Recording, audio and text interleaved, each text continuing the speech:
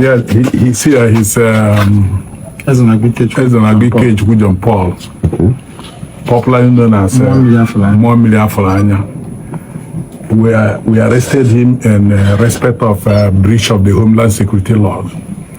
As you can see here is the river where he does sacrifices. He brings young men and women to this place, bathing them in this river with the promise and the assumption or hope that when they bath here, they will make it in life. They will get quick wish and all these things. So, and telling them that there is this spirit, Mamed spirit that used to come out from here, that when he invoke it, it will come and answer them. So all those young ones will be here, and he will allegedly or supposedly invoke the crocodile. Is it crocodile? Yes, sir. So which is what we asked him not to demonstrate, and it couldn't happen. So here is the place, the river. The main place, it brings young men and women, both Yahoo boys and girls and all whatnot. So bathing people in the river, and this river flows to the other end. Some other place, a public river. So bathing people in the river is on its own an offense against the Homeland Security law. It's pollution. And we have videos and the records where he stays in this river also, throwing all manner of things inside the river, all in the name of sacrifice and rituals. So these are the reasons, some of the reasons why we are arrested. Yes, ours is to carry out preliminary investigation as we are carrying out now. When we are done with the preliminary investigations and the prima facie case is established, as is presumed not to have been established, we will hand him over to the police for further investigation and possible prosecution. I'm known for that short video, but that is not why I'm here. No. In the baby abonatana. Only the Biakuloku after this and video ya said some things that in against my yes. No when they my hebute na social media when they my hebute hoa. He made it categorically that clear that education aboro is scam, that even this native doctor no this is his third time. Yeah, he's not third time or the first time lucky, second time lucky, the third one he's not that lucky. Or my mistake. Oh, made a very terrible mistake. Very terrible mistake. So, funding I say, "Okay, no, my lawyer, we for 1 you could see the Nayoketa government to be Choi who regime plea again. Government aman nalana, government aman namoto, iya chob ana yebolo blow. And the Mokwama that in a haga gonna be a gagalichana beer. Gagalichana beer for Cadiono, the say a photo in and out. Okay, for that guy. That guy that's follow the pattern and then any advice seeking advice. Before an edge court case only any nahi demolish gear. Before an edge court case put on nahi demolish gear. So the best thing for him now is to apply wisdom. Is to apply wisdom because on young metal on where actually I warned him before no chair and cable no even Aquaco was warned. Honoro until a mayor invite chicken ka kwoko emele invite na bia chigize nkonye nka hajeleje na bieje to show that he has summoned him two times okwere agent and you could make video they have to come back no numero video everything should have remained as a rumor manoda no so in the end of this video kono no here dibia ibia gwalia coding na one school na scam na Nigeria ke ndo kra ga ele kwana ebe ha naga ndi jiche ego ndo na ga to school ge kra na ekuferi because na mgbada nyere go obere ego because na kra aka na computer nye go obere ego school na scam mbo so siri nwanye oturuku ga ma ihe omuru nwe kwa gwa na agwa edela Anambra Soludo ejile most native doctors na ebu ejugba football je ha gba sport bet. Here, what things, little knowledge could have saved them. Our ancestors in their wisdom, that means, and we that is why we have doctors, medical doctors, we have lawyers, we have physicians, we have fabricators, we have furniture people. Because you get the machine here, you wage it money like a school, you wage it nigga mahadum. Man, then we handle ya get pro lawyer them. Edela kwa koko. 1 year government Anambra Tranga. Edela kena charity come bablole. KG ne jari ami akaja.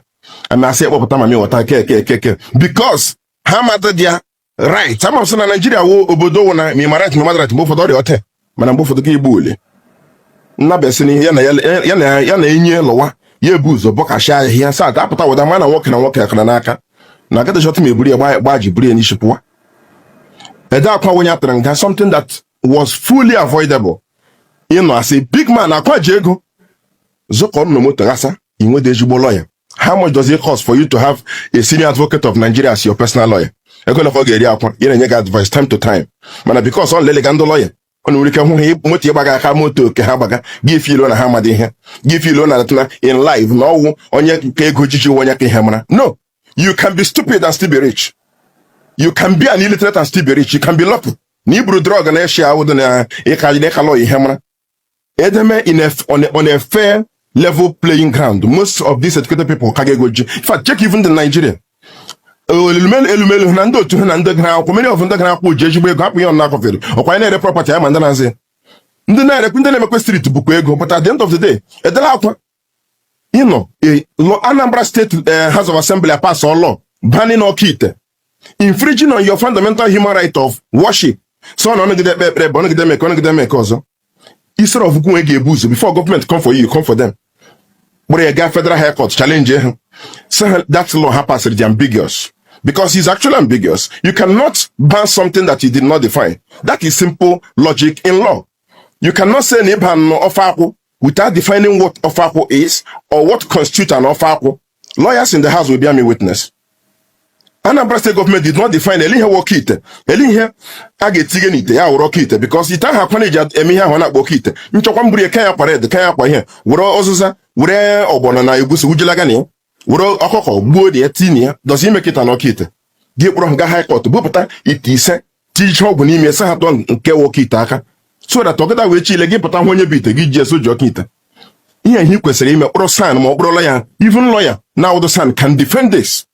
Challenge you in court. When you challenge them in court, they will not even come for your arrest because they know when they come for your arrest, people will know that it's just a vendetta trying to suppress you because you challenge them in the federal high court. And they man out here no, you would be most times phone go, mandene social, mandene mentor, or authority that can the pastor and the father, they will come to you and tell you what is their first and in their business. And sometimes that you become an accessory or an accomplice, or you are giving psychological motivation to somebody committing a crime. You avoid it or you wipe your phone. I would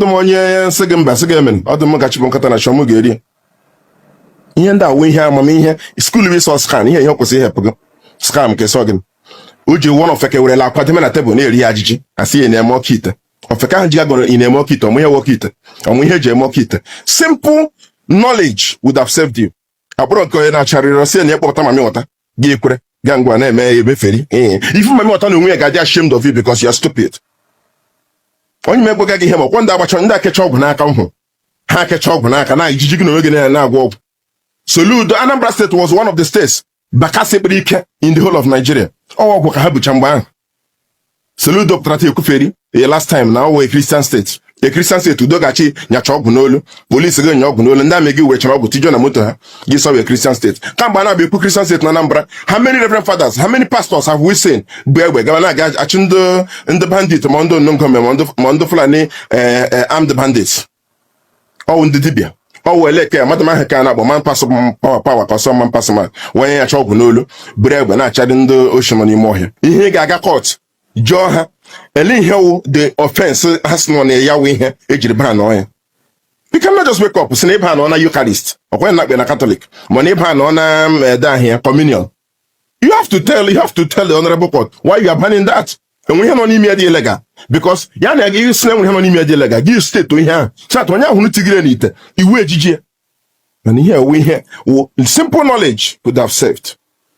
Look, they can charge you for pollution of the waterways or pollution of the environment, but they cannot stop you from praying in the river because you have freedom of worship. I can go and pray anywhere.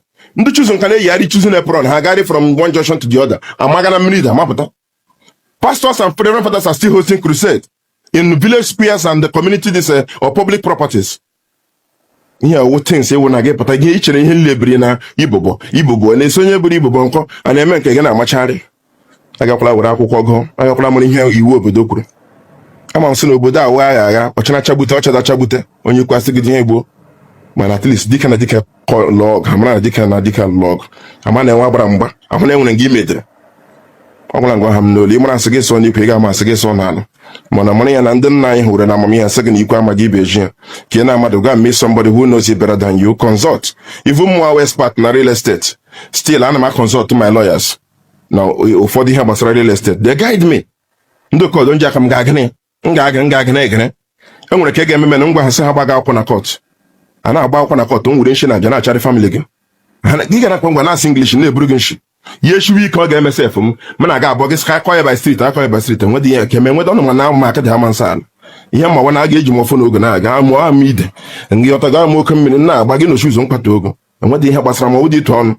Guess I got what I guess I walk by war. Guess I may by Kana Mada here, I may ought to make. Guess I bag him more happy. That does not mean nation among our woman and what the government to me, man, I'm both for the Galacadica.